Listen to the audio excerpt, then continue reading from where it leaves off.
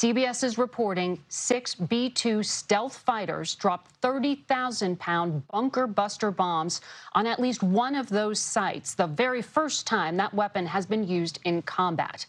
Today, it was to destroy an underground nuclear facility about 60 miles southeast of Tehran. The president said that all American planes are safely now out of Iranian airspace. These American strikes are in support of a war that Israel launched on Iran 9 days ago. We know tonight that the Israeli prime minister has spoken to the president, thanked him, and congratulated him on the strikes. We are awaiting word now from the president of the United States himself, who is expected to address the nation from the White House. As we await him taking the podium, I want to go to our White House correspondent, Weijia Jiang. Weijia, we know that the president returned to the White House in the 5 o'clock hour, around 6 p.m. He had a national security briefing. What do we know about what was going on at that period of time? Margaret, that's right. He was in his golf club in Bedminster, New Jersey, but came back this evening, which was actually always the plan, even when he took off for that trip. And right beforehand, he said that Iran had at maximum 2 weeks to try to reach a diplomatic deal. There was no indication at that time that he was going to follow through with the strikes. But of course, that quickly changed. We see the president now. The U.S. military carried out massive precision strikes on the 3 key nuclear facilities in the Iranian regime: Fordow, Natanz, and Esfahan. Everybody heard those names for years as they built this horribly destructive enterprise. Our objective was the destruction of Iran's nuclear enrichment capacity and a stop to the nuclear threat posed by the world's #1 state sponsor of terror. Tonight, I can report to the world that the strikes were a spectacular military success. Iran's key nuclear enrichment facilities have been completely and totally obliterated. Iran, the bully of the Middle East, must now make peace. If they do not, future attacks will be far greater and a lot easier. For 40 years, Iran has been saying death to America, death to Israel. They have been killing our people, blowing off their arms, blowing off their legs with roadside bombs. That was their specialty. We lost over 1,000 people, and hundreds of thousands throughout the Middle East and around the world have died as a direct result of their hate. In particular, so many were killed by their general, Qasem Soleimani. I decided a long time ago that I would not let this happen. It will not continue. I want to thank and congratulate Prime Minister Bibi Netanyahu. We worked as a team like perhaps no team has ever worked before. And we've gone a long way to erasing this horrible threat to Israel. I want to thank the Israeli military for the wonderful job they've done. And most importantly, I want to congratulate the great American patriots who flew those magnificent machines tonight, and all of the United States military on an operation the likes of which the world has not seen in many, many decades. Hopefully, we will no longer need their services in this capacity. I hope that's so. I also want to congratulate the chairman of the Joint Chiefs of Staff, General Dan Raisin-Kane, spectacular general, and all of the brilliant military minds involved in this attack. With all of that being said, this cannot continue. There will be either peace or there will be tragedy for Iran far greater than we have witnessed over the last 8 days. Remember, there are many targets left. Tonight's was the most difficult of them all, by far, and perhaps the most lethal. But if peace does not come quickly, we will go after those other targets with precision, speed, and skill. Most of them can be taken out in a matter of minutes. There's no military in the world that could have done what we did tonight, not even close. There has never been a military that could do what took place just a little while ago. Tomorrow, General Kane, Secretary of Defense, Pete Hegseth will have a press conference at 8 a.m. at the Pentagon. And I want to just thank everybody, and in particular, God, I want to just say we love you, God, and we love our great military. Protect them.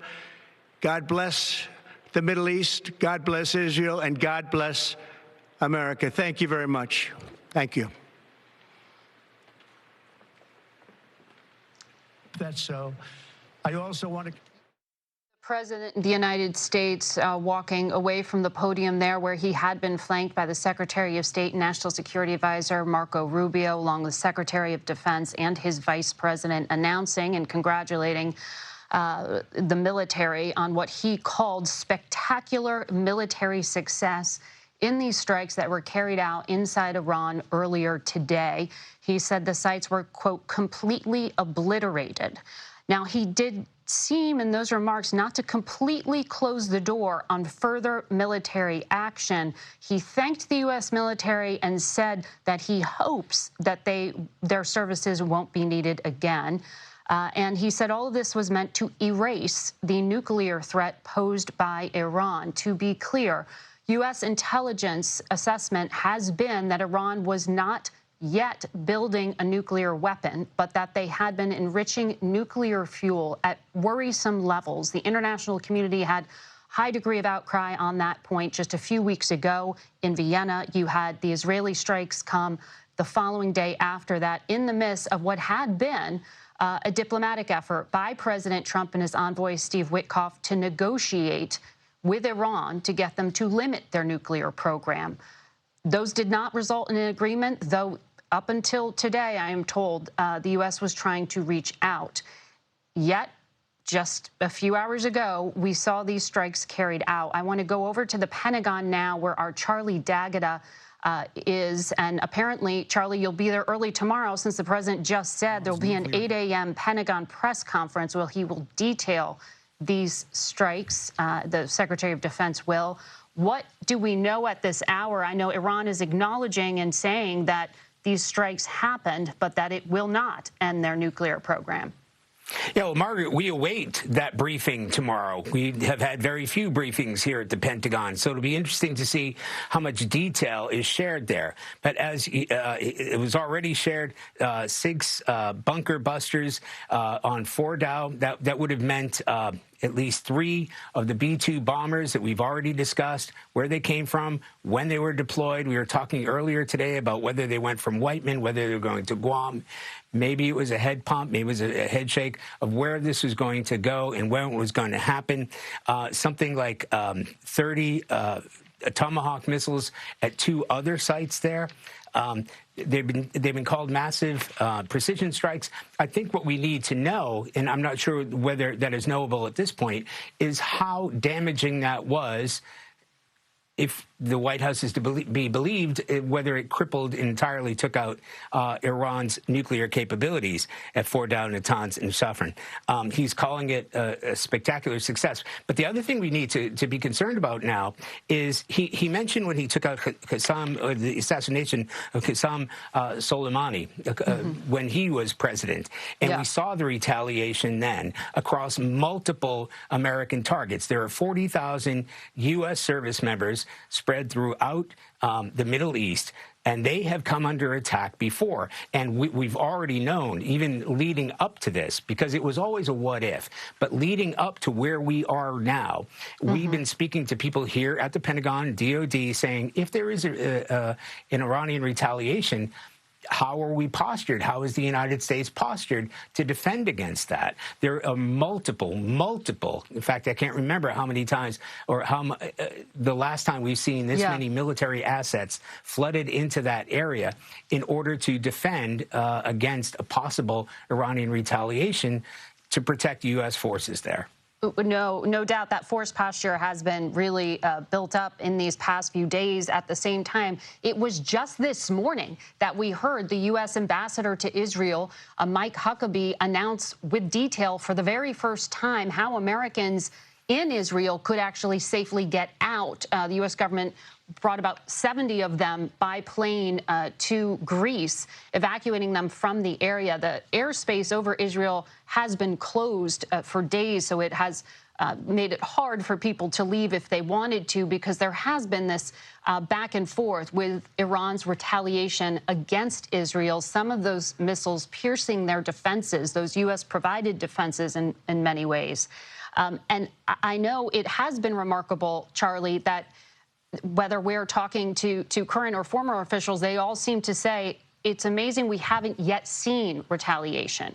We haven't yet seen a strike against a U.S. base or U.S. assets.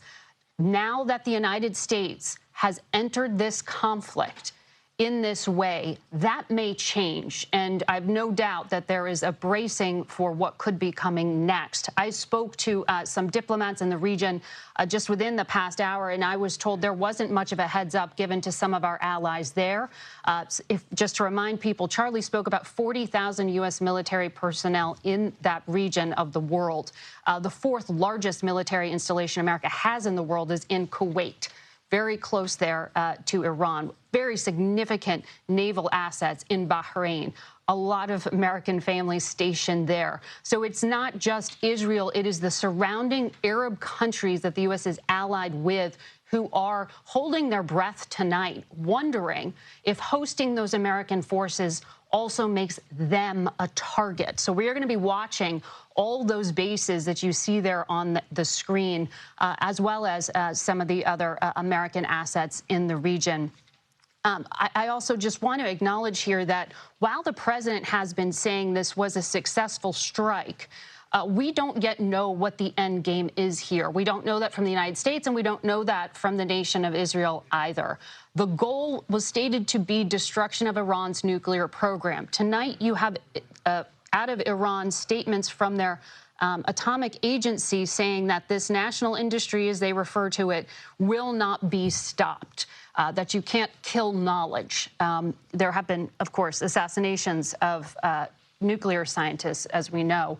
We want to go now on the phone. We are joined by General Frank McKenzie, who was the combatant commander there in the Middle East for so many years. General McKenzie, I hope you can hear me now. I know you have literally gamed out this scenario for years when you were in the job. What are those U.S. military families? What are those soldiers and naval men? What are they bracing for tonight? What should we expect with the light of day? To be with you tonight. I've worked on this plan for 15 years. It looks like a successful strike. As you noted, we'll know more in the hours and days ahead how successful it actually was. But what the Central Command commander right now is most concerned about is the possible Iranian response. What's it going to be? What are they going to do? And a lot of the thinking over the last few days, I'm sure, in the Department of Defense has been how to prepare for that inevitable Iranian response. And so we flowed forces in. We'll be ready for it. What we want to do is avoid a significant loss of American life that would then push us up the escalatory ladder. So we want to save the Iranians from themselves. We want to maintain balance in the region if we can. And that's what the CENTCOM commander is going to be working on right now. I would also note that Iran is gravely weakened as a result of their exchanges with Israel over the past few weeks, and in fact over the last year or so. So this is a very significant thing to bear in mind as we look at what the Iranians might do in response. The final thing I will say is this. The Iranians have held all the lower cards on the escalation ladder. But the simple fact is this. We hold all the higher cards on the escalation ladder, as does Israel, and the Iranians know that. Well, General, to that point, I was speaking to an Iran analyst just a day ago who described this regime as homicidal but not suicidal, meaning they would restrain themselves from a head-to-head conflict with the United States.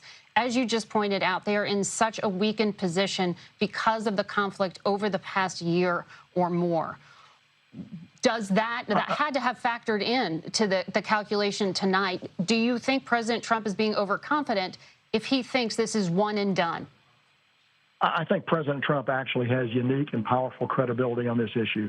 He noted the strike on Qasem Soleimani, which I really believe was the correct action at the time. I was responsible for carrying out his orders on that strike and really began the arc of the trajectory that has taken us to this point.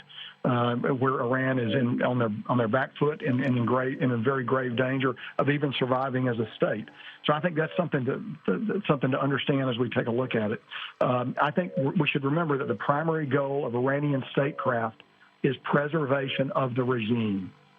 At different times before, this regime has chosen to step back when faced with the possibility of regime destruction. I think they're rapidly approaching that point right now, and I think this measurably moves us forward to that end. We have learned here at CBS that there was some advance notice that was on passed to Iran about these strikes. But as I said, there wasn't full diplomatic notice being given to all of the allies in the region. You ran that operation in 2020 when, as you mentioned, Qasem Soleimani was taken off the battlefield. How much visibility does the United States have for what comes next? How good is our intelligence in terms of the threat picture? So, Margaret, our intelligence is very good. Penetration of Iran by human sources and other sources is very good. We're going to have a good feel for what the Iranians are thinking. The other factor that's out there is much Iranian leadership is dead now. And the Iranians have, because of their corrupt system of promoting officers and keeping them in place, they don't have a good succession plan inside their military. So people go into a job and they stay 10, 12, 15 years while they're growing rich from that job. So those people are now dead, but they haven't groomed a successor. So that makes it very hard for the supreme leader to formulate decisions and to transmit those decisions to the Iranian military. And that will further complicate Iranian responses, I believe, in the days and weeks ahead. Thank you, General. And just to clarify for our audience, as we were talking about the killings of top Iranian officials, many of them have been military leaders. We were showing you a picture there of the supreme leader, we were talking about Qasem Soleimani. We were talking about the supreme leader just now, showing you a picture of him. We do not know his whereabouts at this hour. He has actually not been seen in public for a few days now. He had this video address that we are showing you. But he is, at 86 years old, dealing with cancer, and all of our reporting is that he has been very hard to contact. In other words, the top levels of Iranian government aren't sure where their boss is. At this hour, we do not know his whereabouts. When we're talking about succession planning, that is the man, that is the main decision maker from which all things flow. And so this question of what comes next is going to be really important to think about as we look at who else may be able to give orders or not give orders. We want to speak to Samantha Vinograd, who I'm told is joining us as well right now, a national security contributor to CBS. She also joins us on the phone. She was a former assistant secretary for counterterrorism at Homeland Security. And Sam, I know you served before that on the National Security Council as well. There has been so much reporting around the threat in the United States over the past few years, the risk to officials involved with actions against Iran, the risk of sleeper cells here in the United States. When we talk about retaliation, should we be thinking about the homeland? Margaret, I am deeply concerned about the potential for retaliatory attacks here in the homeland by Iran. Iran's nuclear program has certainly taken a hit. We will await the battleground assessment to understand how deep that hit was. But we do know that Iran is likely going to rely on its asymmetric advantage in this conflict with the United States and Israel, which is its proxies all around the world. Iran has for decades had the both intent and the ability to direct and inspire individuals to attack American, Israeli, and Jewish interests and assets all around the world. During my time at Homeland Security, we tracked myriad Iranian threats here in the homeland, as you mentioned, against former government officials involved in the strike against Qasem Soleimani, against dissidents, against journalists, against the Saudi ambassador during the Obama administration, and against everyday Americans. So right now, while Iran has certainly taken a hit to its nuclear program and military installation, it is likely that they will rely on their asymmetric advantage in this context, which is their proxies, to try to send a signal to the United States and to the rest of the world that they just aren't going to take this hit without any kind of response. Now, how significant their reprisals reprisals will be is something the intelligence and law enforcement communities are likely looking into, but I am concerned about the threat here in the homeland. Yeah, I'm looking at an email now from our Homeland Security correspondent, Nicole Skanga, detailing some of the law enforcement officials throughout the country who say they have not yet been given any kind of briefing in regard to possible downstream effects. But as you point out, that doesn't mean there isn't one. In fact, I was speaking to a U.S. official earlier today who said that this administration has shown a higher risk tolerance when it comes to things like this than past administrations. That was in reference to the security of Americans abroad. As we noted there, Sam, it was just earlier today that the U.S. ambassador to Israel announced the details of how to leave Israel right now with U.S. government chartered flights. Is that a little late in the game? If you have an American family member in the region right now, how worried should you be? Well, Margaret, on your first point, law enforcement and intelligence professionals were already on heightened alert as it pertains to the Iranian threat, just based upon the strikes against Qasem Soleimani and just various Iranian threat streams that were around even when I was at DHS ending in 2023. So while they should get a briefing on downstream effects, they are already very aware of Iranian capabilities in this context and likely monitoring social media, encrypted platforms, and other sources to see if they can find any leads on specific threat streams following these military strikes.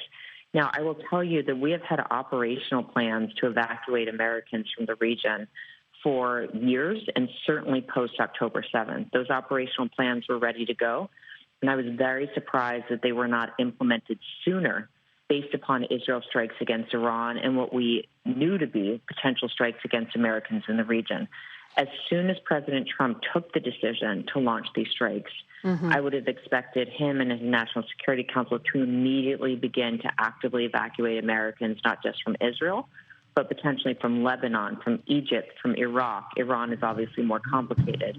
Just knowing that Iran will be looking for opportunities to harm Americans, whether that's through violence, through kidnapping, through harassment, and otherwise. So it wasn't a question of the operational plans not being ready. It was a question of the State Department deciding to implement those plans, the Department of Defense helping to operate them. And I think that it is unfortunately too little too late based upon the cauldron that is the Middle East right now. Right. Well, those are some cautionary words at this hour, Sam. We know that Americans were ordered out of U.S. mission Iraq a few days ago, but when it came to some of those other posts, there are still plenty of Americans working, living, and many of them with families as well. We're going to continue to track what's happening there in the region, and I want to go now to the White House, where we find White House correspondent Weijia Jiang. Weijia, I know from the rundown here, we saw the Secretary of Defense, the Secretary of State, a number of key advisors, including the CIA director. And there has been a very public back and forth that the president has had disputing publicly the findings of the intelligence community when it came to assessing whether or not Iran was actually making a weapon, or whether it was, as the U.S. intelligence community said, wanting to be a threshold state. In other words, give themselves the option to get a weapon, but not actually building one. All of it comes back to that question of why this military action last Thursday and why this action now. And Margaret, we've been really trying to drill down on that very question during this past week because President Trump gave a very specific timeline. He said that Iran was just weeks away from having a nuclear weapon. And so I asked during the last White House press briefing, Caroline Leavitt, what he meant by that. Did he mean that Iran was getting close to having enough enriched uranium, which is required to build that weapon, to start making a bomb, or is Iran just weeks away from actually finishing the production of a weapon? And she said that it would only take 2 weeks if the supreme leader gave the green light for Iran to have that weapon. And as you pointed out, that contradicts what we have heard from the IAEA, which of course monitors all the nuclear sites around the world, which recently said that Iran was not actively pursuing a nuclear bomb, and also flies in the face of what the Director of National Intelligence, Tulsi Gabbard, testified.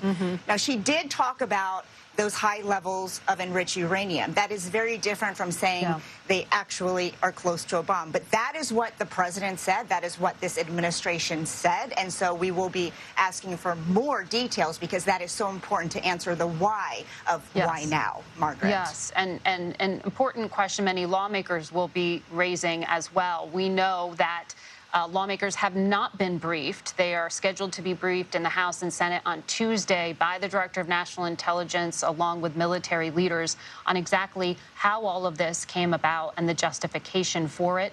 We know as of this evening that the top leadership in Congress hasn't fully been briefed, or at least the Democrats who are in that so-called Gang of Eight, those who lead the parties in both houses and then also have oversight of the intelligence committees. The Republicans have told CBS that they have been briefed. The Democrats have not. That further, of course, will raise questions about any kind of politics here on such a significant issue of national security. This tonight, no doubt, has been the most significant national security and foreign policy decision the President of the United States has made in this second Trump term. We'll be tracking all of what comes next very closely, and we'll be bringing it to you here on CBS. Our coverage will continue on CBS News 24/7, your local news on this CBS station, and, of course, first thing tomorrow on CBS Sunday Morning, and with me on Face the Nation.